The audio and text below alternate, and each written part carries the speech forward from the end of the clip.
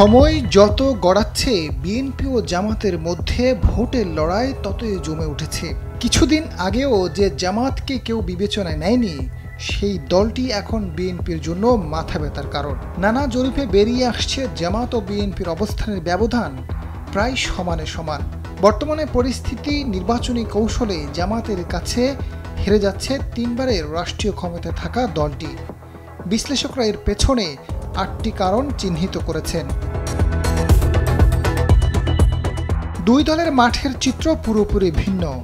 জামাত PR পদ্ধতির দাবি তুলে আন্দোলনে নেমে একদিকে বিএনপিকে ব্যস্ত রেখেছে, অন্যদিকে নির্বাচনী প্রস্তুতিতে এগিয়ে গেছে অনেক দূর।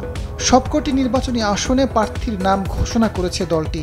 স্থানীয় নেতাকর্মীরা প্রার্থীর পক্ষে প্রচারণা চালাচ্ছেন দুর্বার গতিতে। নবীন প্রবীণ সংমিশ্রণে মনোনয়ন দিলেও কেউ কোনো গ্রুপিং করেনি। তবে এমন চিত্র বিএনপিতে দুর্লভ। ভোটের বাকি মাত্র ৪ মাস, কিন্তু নিজেদের অন্তদ্বন্দ্বে এখনও প্রার্থী মনোনয়ন চূড়ান্ত করতে পারেনি বিএনপি। এরই মধ্যে সংঘাতের খবর পাওয়া যাচ্ছে। দলীয় হিসাব অনুযায়ী ৭,০০০ নেতাকর্মীর বিরুদ্ধে সাংগঠনিক ব্যবস্থা নেওয়া হয়েছে। মানবাধিকার সংস্থা আইন ও সালিশ কেন্দ্রের তথ্য বলছে, অভ্যন্তরীণ সহিংসতায় প্রাণ গেছে অন্তত ৫৮ জনের। শুধু রাউজান আসনেই প্রাণ গেছে ১৫ নেতাকর্মীর। জামাত যেখানে প্রচারণায় ব্যস্ত, সেখানে মনোনয়ন প্রার্থীদের দ্বন্দ্ব তুঙ্গে বিএনপিতে।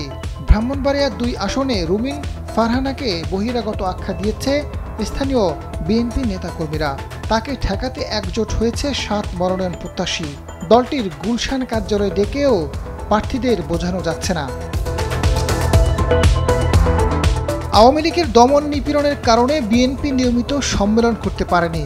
দলের শীর্ষ নেতারা এমন অভিযোগ করলেও ফ্যাসিবাদ মুক্তির ১৩ মাসেও জেলা, উপজেলা, পৌরসভা এবং মহানগর কমিটিগুলো গণতান্ত্রিকভাবে গঠন করতে পারেনি দলটি।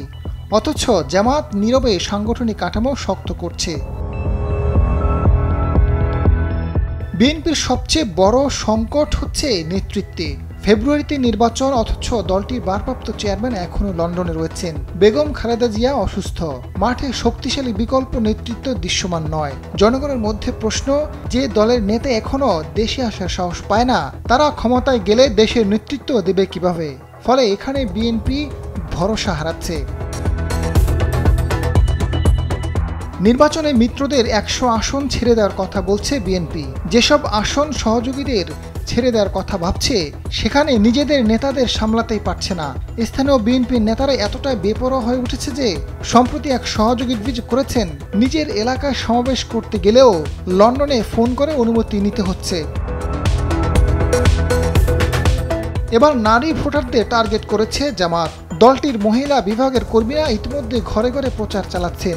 কর্মীরা প্রতিটি বাড়িতে গিয়ে পরিবারের সমস্যার খোঁজ খবর নিচ্ছেন। পুরুষ কর্মীরা হাটে বাজারে সমাবেশ করছেন, মসজিদে মুসল্লিদের সঙ্গে মত বিনিময় করছেন। তবে এমন কৌশল বিএনপি বুঝতে পারলেও প্রয়োগে পিছিয়ে রয়েছে। একসময় দেশের কমিউনিস্ট পার্টিতেও শক্ত সাংগঠনিক শৃঙ্খলা ছিল, আজ তা নেই। বিএনপির ক্ষেত্রেও একই চিত্র। অভ্যন্তরীণ সংঘাত ও প্রার্থিতা নিয়ে দ্বন্দ্ব সামলাতে ব্যর্থ হচ্ছে তারা। জামাত এই শূন্যতায় ধীরে ধীরে মাঠে অবস্থান শক্ত করছে।